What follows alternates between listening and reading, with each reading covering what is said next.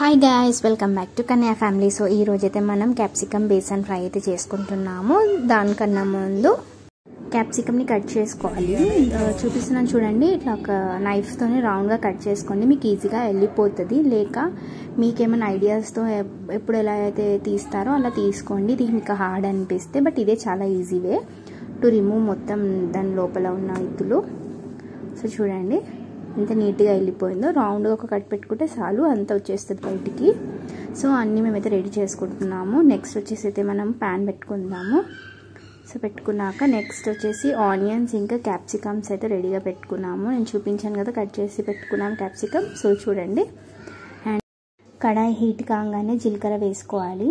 జీలకర్రని బాగా వేయించుకోవాలి, లో ఫ్లేమ్లో వేయించుకోండి. నెక్స్ట్ వచ్చేసి మనం ఎండు కొబ్బరి కట్ చేసి పెట్టుకున్నాము, ఒక హాఫ్ తీసుకోండి.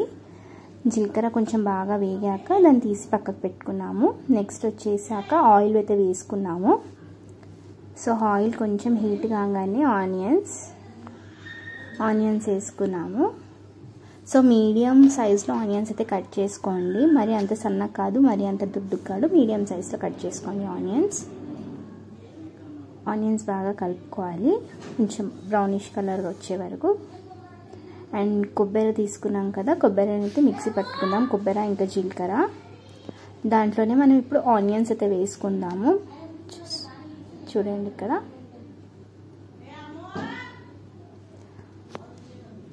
ఆనియన్స్ అదంతా కలిపి మళ్ళీ ఒకసారి గ్రైండ్ చేసుకుందాము. సో ఇలా పొడి పొడిగా అయింది చూడండి. ఒక పేస్ట్ లెక్క కావాలి ఇది. అండ్ నెక్స్ట్ వచ్చేసి మనం మళ్ళీ కొంచెం ఆయిల్ అయితే పోసుకోవాలి, ఒక half cup of oil. Half కంటే చిన్న కప్పు తీసుకోండి, పెద్ద కప్ కాదు. అండ్ నెక్స్ట్ వచ్చేసి అల్లం వెల్లుల్లి పేస్ట్ అయితే వేసుకుంటున్నాము. సో ఇది బాగా వేగాలి, పచ్చి వాసన అంతా పోయే వరకు బాగా వేయించుకోండి అల్లం వెల్లుల్లి పేస్ట్ని. అండ్ 2 స్పూన్స్ ఆఫ్ ధనియాల పౌడర్ వేసుకున్నాక బాగా కలుపుకోండి, కింద అడుగు పట్టకుండా. నెక్స్ట్ వచ్చేసి ఒక 1 టేబుల్ స్పూన్ పసుపు అయితే వేసుకున్నాము. అండ్ పసుపు తర్వాత నెక్స్ట్ కారం ఒక 3 టేబుల్ స్పూన్ అయితే వేసుకున్నాము. మీకు కారం తగినంత వేసుకోండి చూసుకొని. అండ్ కింద అడుగు పట్టకుండా కలుపుకోండి బాగా. బాగా కలుపుకోండి. దీన్ని తీసుకొని జార్లో వేసుకుందాం. ఇందాక మనం ఆనియన్ పేస్ట్ అయితే చేసుకున్నాం కదా, దాంట్లో జార్లోనే వేసేసుకోవాలి ఇది కూడా. సో జార్లో పక్కకు పెట్టుకుందాం మనము. చూడండి ఇలా. అండ్ నెక్స్ట్ వచ్చేసి మనం అయితే కొంచెం అంత ఆయిల్ అయితే పోసుకోవాలి. ఎక్కువ ఆయిల్ అయితే యూజ్ చేయకండి, ఎందుకంటే మనకి బేసన్ ఇట్లా మెత్తగా అయిపోతుంది, ఫ్రై కాదు. నార్మల్ ఆయిల్ పోసుకోండి. ఆయిల్ పోసుకోకపోయినా మనం బేసన్ని ఫ్రై చేసుకోవచ్చు బాగా. సో చూడండి బాగా వేయించుకోవాలి బేసన్ని. అది కొంచెం బ్రౌనిష్ కలర్ చేంజ్ అయ్యేంత వరకు మనమైతే దీన్ని వేయించుకోవాలి. నేనైతే ఒక 3-4 టేబుల్ స్పూన్ అయితే బేసన్ అయితే తీసుకున్నాను. సో మీరు క్యాప్సికమ్స్ దాన్ని బట్టి, మసాలా బట్టి తీసుకోండి బేసన్ అయితే. సో చూడండి బాగా కలుపుకోవాలి. ఇట్లా ఉండలుగా ఉండకుండా నీట్గా సాఫ్ట్గా కాయేటట్టు మనం చేసుకోవాలి చూడండి.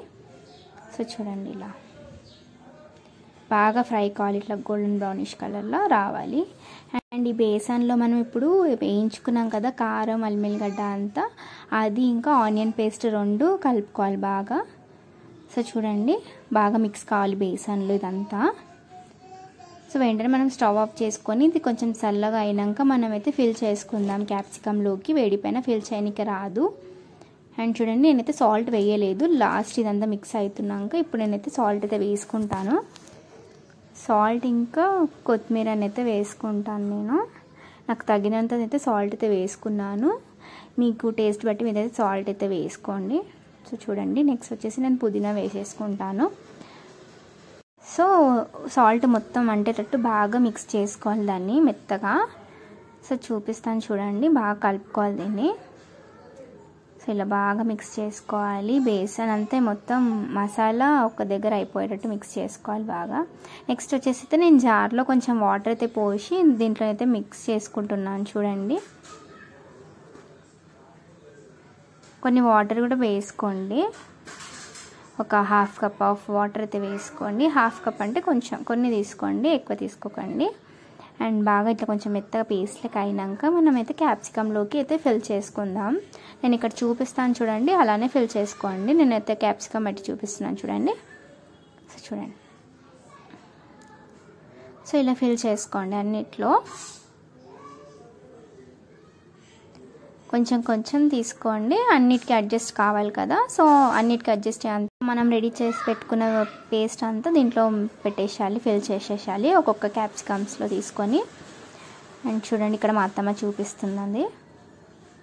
సో మనం ఇది పరాటాస్కి, చపాతీస్కి, రైస్లో పప్పు ఏమైనా ఉంటే దాన్ని ఎంబడి ఫ్రై లేక పెట్టుకొని మనం మంచిగా తినొచ్చు. మేమైతే మొత్తం ఫుల్ చేసుకొని పెట్టుకున్నాము చూడండి ఇక్కడ. నెక్స్ట్ వచ్చేసి కడాయిలో ఆయిల్ అయితే వేసుకున్నాము. ఆయిల్ హీట్ కాగానే ఆవాలు వేసుకోవాలి. ఆవాలు ఇంకా కరివేపాకు బాగానే వేసుకోండి ఫ్లేవర్ కోసం. కరివేపాకు బాగా వేగాక మనం నెక్స్ట్ వచ్చేసి అయితే క్యాప్సికమ్స్ అయితే ఒక్కొక్కటి అయితే వేసేసుకోండి, ఒకటేసారి వేసేసుకోకండి. సో ఒక్కొక్కటి అయితే దాంట్లో కడాయిలో వేసేసుకోండి. సో మా ఛానల్ని సబ్స్క్రైబ్ చేసుకున్న వాళ్ళు లైక్ చేయండి, షేర్ చేయండి అండ్ కామెంట్ చేయండి. ఇప్పటి వరకు మా ఛానల్లో సబ్స్క్రైబ్ చేసుకునే వాళ్ళు ఇప్పుడే మా ఛానల్లోకి వెళ్ళి సబ్స్క్రైబ్ చేసుకోండి, పక్కకున్న బెల్ ఐకాన్ని ప్రెస్ చేయండి. మా నోటిఫికేషన్స్తో సహా మా వీడియోస్ కూడా మీకు వస్తాయి. సో చూడండి, సో ఇలా అన్నీ బాగా పెట్టేసుకున్నాం మేము. సో చూస్తూ ఎంత కలర్ఫుల్గా ఉంది చూడండి. అండ్ మొత్తం ఫ్రై అయిపోయినాక మాత్రం సూపర్ ఉంటుంది చూడండి. మేమైతే కొన్ని వాటర్ అయితే పోసుకున్నాము, మీరు కూడా కొన్ని వాటర్ పోసుకోండి, ఎందుకంటే లోపల మసాలా వేగాలి కదా. సో వాటర్ అయితే పోసుకోండి. సో మనమైతే మూత పెట్టుకొని దాన్ని కొంచెం ఉడకనిద్దాము. హై ఫ్లేమ్ పెట్టుకోకండి, లో ఫ్లేమ్లోనే దాన్ని బాగా వేగనిద్దాము. కొంచెం ఒక 5 మినిట్స్కి కొంచెం చెక్ చేసుకోండి అది ఎగుతుందో లేదో అని, ఎందుకంటే కింద మాడిపోగల. సో లో ఫ్లేమ్లో పెట్టుకొని ఫ్రై చేసుకోండి. సో చూడండి అది కొంచెం కలర్ చేంజ్ అవుతుంది, మనం 5 మినిట్స్కి వెళ్ళి చెక్ చేసుకోవాలి, అది పెట్టేసాం అవుతుందని కాదు. Finally capsicum besan fry ready అయిపోయింది. మీరు కూడా ట్రై చేయండి ఒకసారి.